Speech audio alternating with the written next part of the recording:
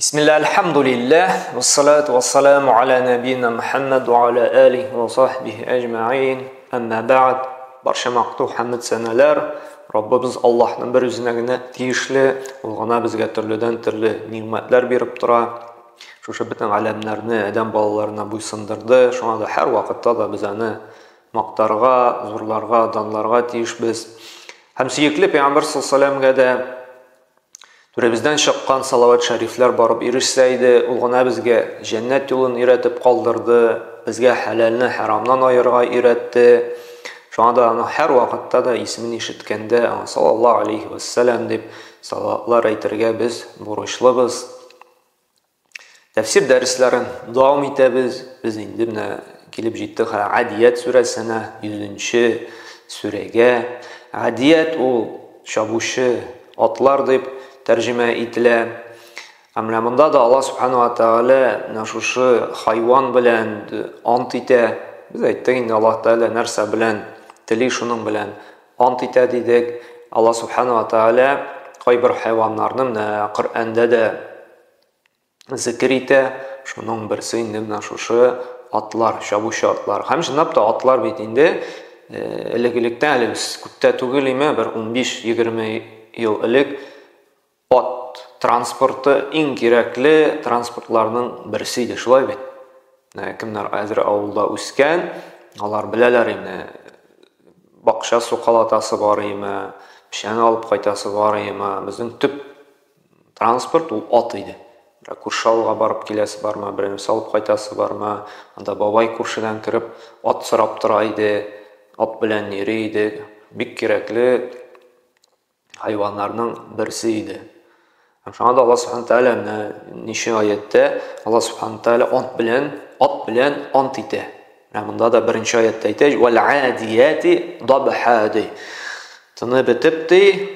At bitindi şapkanda şunday tavuş çağıran, mışnap şabaşılay bitdi. Tını bitip şabuşu atlar bilen ant itemdi.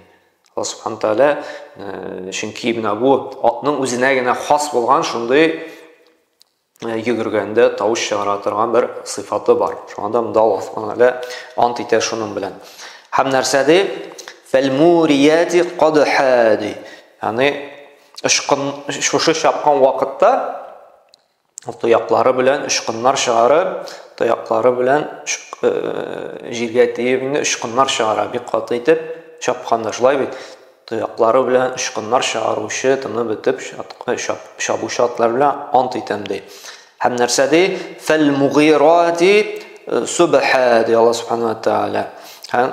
İrten hücum etişidi. Mughirati hücum etişi. Subha irten giyakta. Çünkü ilki vaktas uçtada nerse kullanganlar? Atlarını kullanganlar. Şulay bit. Atlarga oturup indi. Şuşa askerler türlü soğuşlarga barganlar. Hamında da indi. Şuşa irten giyakta hücum yasavışı. Şuşa tuyakları bilen ışkın çağırışı tını bitip şabuşatlar bilen ant itemdi. Fe'etharona bihi neq'adi. Ham şuşu şabatırgan atlardı, şapkandadı, tuzan kütererlerdi. Şuşu tuzan küterip şabuşu atlar bilen ant itemdi. Fe'vesatna bihi cem'a. Vesata orta degen şey. Şolay cem'a türküm degen söz. Fe'vesatna bihi cem'a düşman türkümünün ortasına berip kürüşü atlar bilen. Yani bu bir ayetni indi birge koşsak nişik şığa düşman türkümünün ortasına berip kürüşü atlar bilen hem şuşu şapkan vakitte tuzan küterüşü irten bilen düşmanlarının türkümüne berip kürüşü hem tuyakları bilen ışkınlar çağırıp tını bitip şapkan atlar bilen ant itendi. Demek birinci diş ayette Allah subhanahu wa ta'ala at bilen ant etdi. Bu kursete şuşu atның indi faziletin başka hayvanlardan bulgan indi üstünlügün. Şunap da bunun kindelemne at ayrım bir maturlukka eye bulan hayvan. Bir babayının da sözü iske çıkıp gitteli. Atqa qaysı yaqtan gına qaradı, şunda özüne bir matur hayvan bulup qaladı. Aldan qarasan da matur, qırıdan qarasan da maturdu, arttan qarasan da at matur. Şulay bit, at elegilikten indi ol şunda bir фазиләткә ия булган, ниндидер бер дәрәҗә күтәрә торган хайван ия. Бүгенге көндә дә инде ат яратучылар атлар тоталар, аларда инде йөриләр һәм ул сәламәтлек өчен дә файдалы диләр. Һәм менә шушы Аллаһ Тәгалә үстен хайван белән инде кешегә бик тә кирәк булган ничә гасыр буе, менә уйлап кына карагыз, ничә хиҗри календар буенча карасак та 14 гасыр буе кеше ат белән яшәде. Шулай бит? Әле генә менә ничә ел элек кенә әле аттан төшкәнгә. Аңарча әле 20 ел һаман ат белән тиртүгә. Шуңа да Аллаһ Тәгалә янында ат белән ант итте. Һәм инде күчте кешеләргә. Аллаһ Тәгалә әйтә: "Инна" дөреслектәде, хаклыктады, инсана. Инсан чик тәрҗемә ителә ул кеше дип. Шулай бит? Дөреслектә кеше ди. Ли раббихи, ли дигән сүз на. Раббысына, раббихи, ягъни раббысына. Дөреслектә кеше ди раббысына нәрсә ди? Лаканут ди. Шөкерсез ди. Димәк, монда күрсәтә адәм баласы Аллаһ Тәгалә биргән ниъмәтләрдән нәрсә? Канәгать түгел. Рәхмәтен белдермәй. Рәхмәтсез. Чынлап та менә Коръәннең башка аятларына да карасак, Аллаһ Тәгалә әйтә бит: Адәм баласы нәрсә сорады, бөтенсен дә бирдем ди. Аллаһның ниъмәтләрен саный башласан, санап бетергесез ди. Әмма адәм баласы ди зулымлык кылучы һәм шөкерсез ди. Чынлап та бүгенге үзебезнең тормышка карасак та, кайчан зарлану, канәгатьсезлек күбрәк иде. Бүгенге көндәме? Элеккеге бер 20-30 ел элекме? Һичшиксез бүгенге көндә, шулай бит? Бүгенге көндә элеккеге вакытка караганда күп тапкырга яхшырак яшибез, яхшырак киенәбез, яхшырак йортларда, зуррак йортларда яшибез, тәмлерәк ашыйбыз. Транспортларны әйтеп тә торасы юк, әйттек, атларда йөриек. Шулай бит инде. Күрше авылга барасы булса да, ат яллап барайык бөтен авылга 2-3 машина ия. Ансы да әле председатель, агрономда булырга мөмкин ия. Бүгенге көндә карагыз, нинди зур мотор йортлар, киемнәр, шкафлар тулган. Шулай бит элекке вакытта бит киемне абыйдан калганлыгына, туганнардан калганлыгына кия. Әле ул теге акчасы да юк, акчам булса да әле таба алмый. Шулай бит юклык вакыты. Шуңа карамастан, элек менә мин үземдә инде сездә бик искә төшерә алмассыз, бик зарланган вакытны искә төшереп булмый. Әмма бүгенге көндә кем белән генә очрашма, урамдамы, эштәме, мәктәптәме, кая гына булмасын, һәр 5нче сүз нәрсә? Зарлану. Авыр заманда яшибез. Ардык инде. Тегесе, монсы, шулай бит гел зарлану. Хасан әл-Басриның шундый сүзләре бар. Шөкерсез шул кеше ди, әгәр дә гел шул бәхетсезлекне генә санап искә төшереп торса ди, һәм Аллаһ биргән ниъмәтләрне ди онытса ди. Чынлап та без Аллаһ биргән ниъмәтләрне онытып җибәрәбез. Искә төшерик әле элекке 20-30 ел яшәгән чорны һәм бүген ничек яшибез. Нишләп әле без гел начарлыкны гына искә төшерәбез? Нишләп әле без нинди авырлыктан чыккан чорны оныттык? Әйе, бер илдә дә идеаль тормыш. Ул теге без сөйләргә яратсак та, менә гарәпләр ничек яши дип, шулай бит бай илләрне анда әйткән булабыз. Западны урына китеп куйган булабыз. Менә бит Европада ничек яшиләр анда дип.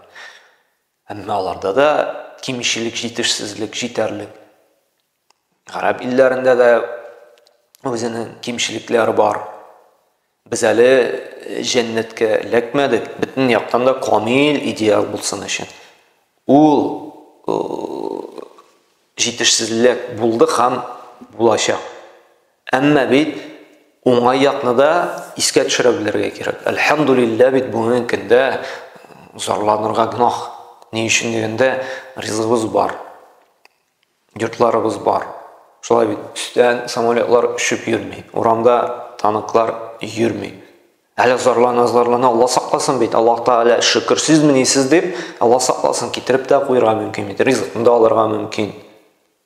Шушы муллыкны да алырга мөмкин. иминлекне дә алып куярга мөмкин. Сез әле канагать түгелме ди. Шуңа күрә Аллаһ Тәгалә нәрсә ди Ибраһим сүрәсендә? Ләин шәкәртум лазиданнакум ди. Шөкер итсәгез, менә булган нәрсәләрегездә, менә бу мөмкиндә синең менә кулыңда булган ризыгыңнан, акчаңнан, йортыңнан, машинаңнан, гаиләңнән, бар нәрсәңнән дә риза, әлхәмдүлилләh, Аллаһка шөкер, барысыннан да канагать дип, шулай күңелең белән, телең белән, гамәлең белән канагатлык, ризалык күрсәтеп, әлхәмдүлилләh, Аллаһка шөкер дип әйтсәң, Аллаһ Тәгалә нәрсә мин сиңа ди, арттырырмын ди. Шушы булган ниъмәтен тагын да арттырырмын ди. Әгәр дә инде ди күфрлек кылсаң ди, мин биргән ниъмәтләрне инкар итсәң ди, кире каксаң ди, канагатсызлык күрсәтсәң ди, минем газабым ди сиңа карата ди, каты булачак ди. Димәк, Аллаһ Тәгалә нәрсә ди, сайла. Шөкер итсәң, канагат булсаң, арттырам ди. Әмма канагатсызлык күрсәтсәң, газабым каты ди. Үзебез сайлыйбыз. Чынлап та менә бу мөмкиндә бик шөкерсез, бик рәхмәтсез без. Чөнки бит әле ул тел белән генә әйтү түгел, гамәл белән дә без шөкеребезне, рәхмәтебезне расларга тиеш. Ничек итеп? Аллаһ каршында иң зур рәхмәтләрнең берсе намаз уку. Ни өчен? Дәлил моңа куя. Яра, менә син әйттең. Шөкер итүгә, рәхмәтле булуга намаз ди. Кая дәлил? Пәйгамбер саллаллаһу нәрсә диде? Үзенең бер сахих хадисендә Айша анабыз әйткәч, чөнки Пәйгамбер саллаллаһу төннәрен намазда үткәрә. Һәм шуңа узун намазлар укый иде. Табаннары ярылып бетә иде. Уйлап кына карагыз, намаз укып, төннәрен намазда чыгып, табаннары ярыла иде. Һәм Айша анабыз аңа нәрсә диде? Я Расулуллах, Аллаһның илчесе ди. Сиңа бит инде бүтән гынаһларында ярлыкланган. Син бит булай да җәннәт әһле. Әзрәк кенә инде киметмисең масын. Нишләп үзеңне шулай бимазалыйсың? Нишләп үзеңә шундый артык авырлык китерәсең? Һәм Пәйгамбер нәрсә ди? Мин шөкерле, рәхмәтле булырга тиеш түгелмени ди. Карагыз. Нәрсә ди? Мин шөкерле, рәхмәтле булырга тиеш түгелмени ди. Димәк, намаз уку шөкерле, рәхмәтле булуның бер дәлиле булып тора икән. Шуңа да җәмәгать әйтәбез бит, әлхәмдүлилләh, шөкер дип. Менә бу намаз укуыбыз да шушы Аллаһ Тәгалә биргән ниъмәтләр безгә рәхмәтебезне белдертә торган бер сыйфат. Түләү валютасы. Без бит һәр вакытта да менә кеше яхшылык кылды икән, аңа рәхмәт әйтергә тырышабыз. Сүз белән генәме? Юк, гамәл белән. Күчтән әҗгил алып килеп торабыз, шулай хәлен белеп торабыз. Бер проблема булышасы юкмы, булса инде чабабыз, булышырга тырышабыз. Шулай бит. Гел аңа нинди изгилек кылырга тырышабыз. Без уйланган бармысың? Аллаһ күпме нәрсә бирде? Кояшын, шифалы яңгырларын, җиреннән нинди генә төрле җиләк-җимешләрен, әтияниләребезне, балаларыбызны кем бирде? Аллаһ бирде. Уйлаган бармы? Ничек мин Раббыма шушы бөтен биргән ниъмәтләр өчен рәхмәтле була алам ди? Сорау биргән бармы? Эзлибезме? Хәтта бит мәшегә ризык бирсәң дә, сыпырынып синең яңа рәхмәтен әйтә. Эткә дә берәр телем колбаса ыргытсаң да, койрыгын селкетеп рәхмәтен әйтә. Шулай бит. Гади генә хайваннарда сиңа рәхмәтен белдертә. Biz акыл ияләре уйлыйбызмы Раббыбызга ничек сын рәхмәтле булырга, ничек шушы биргән бөтен ниъмәтләрне түләп бетерергә дип. Ул да булса нәрсә? Намазлы булу. Һәм Аллаһ Субханаһу Тәгалә нәрсә ди?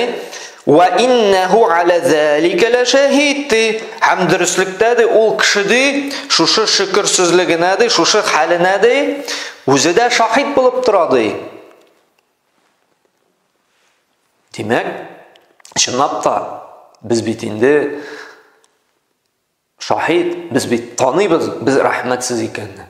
Аллаһы Тәгалә дә шаһид, Аллаһы Тәгалә белеп тора безнең рәхмәтсез икән. Үзе бездә таныйбыз күңелебез белән. Без тулысынча Аллаһы Тәгаләгә рәхмәт әйтеп бетерә алмыйбыз. Ни өчен тулысынча без рәхмәт әйтеп бетерә алмыйбыз? Ни өчен безнең намаз укырга да, изгелек кылырга да, Аллаһка рәхмәтле булырбызга да вакытыбыз юк? Ни өчен? Чөнки Аллаһ Тәгалә әйтә: "Ва иннаху лихуббил хайри лашадид." Дөреслекдә кеше шушы дөнья малын бик каты ярату белән ярата. Менә шушы дөнья малын бик каты сөю сәбәпле, дөнья малын ярату аркасында шушы күбрәк эшлисе килү сәбәпле безнең намазга да, муразага да, Коръән укырга да, Аллаһны зикр итәргә дә вакыт калмый. Без изгелеккә саран, дөнья малын җыя, без бик тырыш. Чөнки безгә бу дөнья малы ул матур итеп күренә. Чөнки татып карап була, ашап карап була, иснәп карап була, йөреп карап була, күреп була, шулай бит. Савап ул бит күренми. Күренгән әйберне эшләү җиңелрәк. Шул күренгәнгә күрә дә Аллаһ Тәгалә безне сыный. Бу күренмәгән тотып булмаган нәрсә белән ярышырга куша. Һәм Аллаһ Тәгалә дә бит Коръәндә дә әйтте: "Адәм баласына зуйина линнас хуббу шахвати минан ниса вал банин" ди. Нәфис теләгән нәрсәләрне ди, Аллаһ Тәгалә ди, шушы ярату ди кешеләр өчен ди зиннәтләнде ди. Ул хатын-кызларны да, балаларны да. Вал канатирил مقنطرة من الذهب والفضة والخيل المسومة والأنعام والحرث ذلك متاع الحياة الدنيا والله عند حسن مآب. Һәм нәрсә ди? Алтын белән көмешләрне дә, көтүлекләр белән тулган атлар, хайваннар, игеннәрне дә, буларды барысы да дөнья тормышында булган вакытлыча гына бер халәттер ди. Әмма дә баласы ди шушы вакытлыча халәтне ди бик каты сөю белән ярата ди, чөнки ул аңа бизәлгән ди. Ләкин ди иң яхшысы ди Аллаһ хузурында ди, Аллаһка кайткач җыелган әҗр-саваплар ди. Аллаһ Тәгалә Фәҗр сүрәсендә дә әйтә: "Тухиббунал мала хуббан җанна", дөнья малын бик нык яратасыз ди. Ни өчен намаз укырга вакыт юк? Чөнки безнең шушы малны җыясы бар, шулай бит? Ни өчен безнең ураза торырга вакыт юк? Без чөнки безнең акча табасы бар дибез. Һичшиксез эшләргә дә кирәк, мал табырга да кирәк. Әмма безнең тормыш 50-гә 50, параллель булырга тиеш. Ике кыш канаты кебек.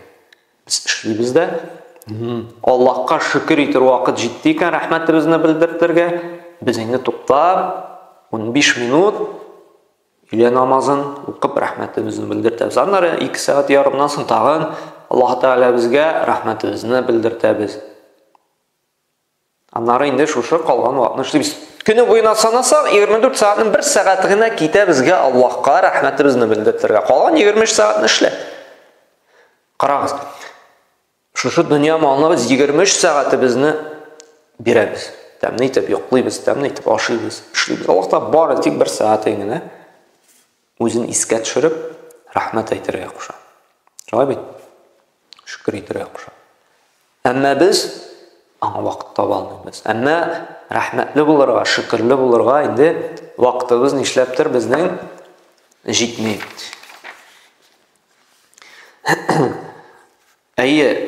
Бу нидер аскетизмга, малны яратмаска дигән сүз түгел, юк. Бу чакыра бары тик нәрсә генә? Тормышыңны анализлап дөрес алып барырга.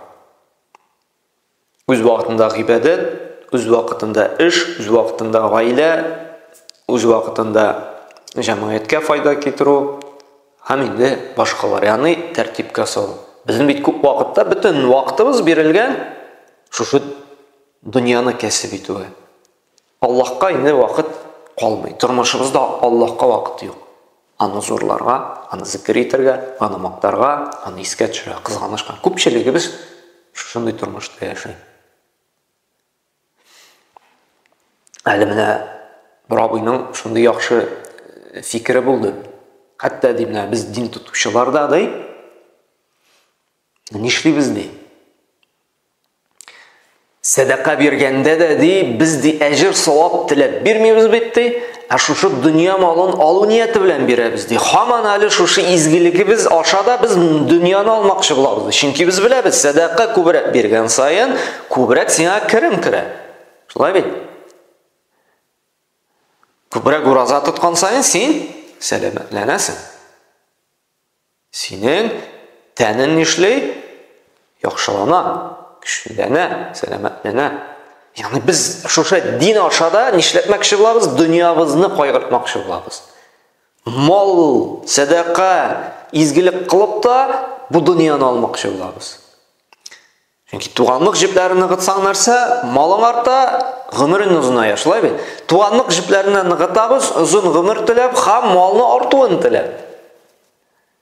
Ham şınap da oylandırlık fikir etti bey. Bu hürmet etken bir yazışı abi. Şınap da şulay bit.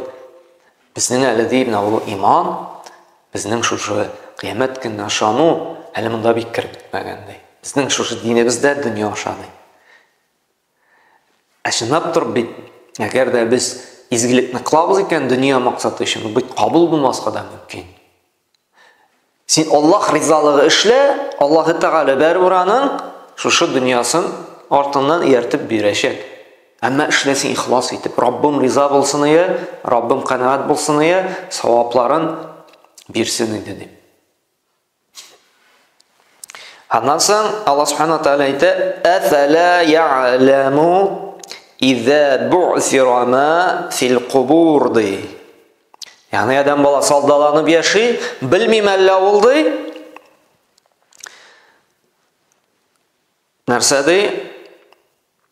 Kabirlerinden eğlendirip, kabirlerinden çıkıp di. Ve hussila ma fis sudur, күңелләрендә нәрсә булганын ачыклануын di. İnne rabbahum dürüstlükte sizin Rabbiniz di. İnne rabbahum bihim yevme izil habir di. Allah-u Teala di. Bar nərsəgizdən di, ul gündə de haberdar bulacaq di. Yani kişi de aldalanıp yaşaydı. Şuşu iman aşa, şuşu izgilik aşa, nendidir dünya maslahatını alırga tırışıp, bilmem əllədi, kabirlerden eğlendirip, kabirlerden kubarılıp çıqqaçdı. Күңелләрендә hussila ma fis sudur, күңелләрендә нинди ният булды. Нинди ният белән алар изгилек кылды. Күңелләрендә алар нәрсә булды? Көнчелек булдымы? Тәкәббүрлек булдымы? Минлек булдымы? Үзүзгә чакыру булдымы? Һәм башка икизлек, ихлассызлык булдымы? Бөтенесе дә ди, кыямәт көндә ачыкланачак. Чөнки Раббыгыз ди, хәбәрдар ди. Раббыгыз бар нәрсәне дә ди, bilip tора ди. Шуңа күрә, менә бу дөньяда да нинди генә гамәл эшләсәк тә, Allah-u Teala күңелләрдә нәрсә барын bilip тора. Şükürlüме biz, şükürsüzме biz. İxlastan kılabızma biz, kişi için dünya malı için kılabızma. Allah Teala barısında bilip turadı. Şuna göre bu süre bizni ireten işlerge, күңелләребезне, kalplerimizni şistartırga, ihlaslandırga, gamelini kim için, Rabbimiz için işlerge. Hem indi şükürlü bulurga, şu ayetke turu kilgen, kişiler türkümünden bulmazga. Bar nərsəsində elhamdülillah deyib, çünki biləbiz, tam bir qavatlıyız, bütün yaqdan da tulu bulub bitməyəcək. Əmmə, нәрсә булып, шуңа риза булып, баш иеп яша дигән сүз түгел. Әмма нишлисең, элхамдулилlah, шөкер дисең дә, син тормышыңны, җәмгыятьне яхшыртырга, тагын да инде натурайтырга тырышасың. Әмма зарланып түгел, уф, туйдым инде, уф, һаман бетә инде түгел. Элхамдулилlah булгана канагат, шөкер, әмма тырышачакбыз, тагын да җәмгыятьне, тормышымны, гаиләмне яхшыртырга. Әмма зарлану белән түгел. Зарлану белән бәрәкәт булмаячак. Зарлану белән тормышны яхшыртып булмый. Зарлануга Аллаһ Тәгалә ярдәм бирми.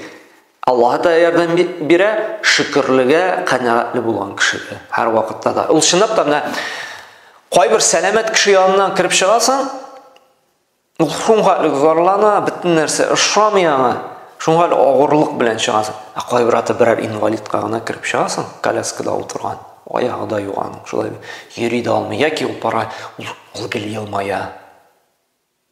Аның сүзендә гел әлхәмдүлилләh, Аллаһка шөкер. Һәм шушы инвалид янынан син канатланып чыгасың, шулай бит, яңадан зур даирәләр, зур максатларга ирешергә. Шул яткан кеше сине канатландыра үзенең нәрсәсе белән, канәгатьлеге белән, оптимистик настрой белән, үзенең шөкерле булуы белән. Кайбер вакытта сәламәт йөгереп торган кеше сине киресенчә туктата, күңелеңә нинди тынгысызлык сала. Кайбер вакытта ятып торган гына бер заиф бәндә, заиф түгел ул. Ул безгә караганда көчлерәк. Ул күтәреп җибәрә сине, ничек? Яңа баскычка. Үзенең оптимистик кәефе белән, үзенең рәхмәтле, шөкерле сүзе белән. Чынлап та күрәбез бит. Әлхәмдүлилләh, бәрбер исән калдырды ди. Шуңа канәгать. Әлхәмдүлилләh, аякларымны кисмәделәр ди, йөрмәсә дә бәрбер аяк карап шатланып ятам ди. Әлхәмдүлилләh бит әле ди, операциям уңышлы гына булды ди, ятып торса да, бәрбер балаларымны күрәм ди. Бәрем ди сөйләшә алам ди. Әлхәмдүлилләh, күзем күрә ди, бәрбер ди. Күзсез калмадым ди, күзсез калырга да мөмкин. Ягъни без кадерләмәгән әйбергәне дә күреп шатланып ята. Шуңа күрә җәмәгать нәбу уйланыйк. Бүгенге көндә бик байлык эчендә яшибез. Шушы байлыгыбызны бетүен теләмәсәк, нишләргә кирәк? Шөкерле булырга. Аллаһ Субханаһу ва Тәгалә шушы сүрә белән, шушы сүрәдән чыккан файдалар белән файдаланып, әмәлдә кулланырга язсын. Шушы кыямәт көнне менә Аллаһ Тәгалә һәр бер нәрсәне беләм ди, күңелегездә күңелләребезне, калебләребезне чистартып, гамәлләрне дә Аллаһ ризалыгы өчен эшләргә тырышыйк. Шушы дөнья малы өчен генә түгел. Һәм инде әйткәнемчә, ла ин шакартум ла зиданнакум. Шөкр итсәгез ди, тагын да арттырам ди. Шушы аят белән яшәргә язсын. Субханака ва бихамдика, ашһаду ан ла илаха илля анта, астагфирука ва атубу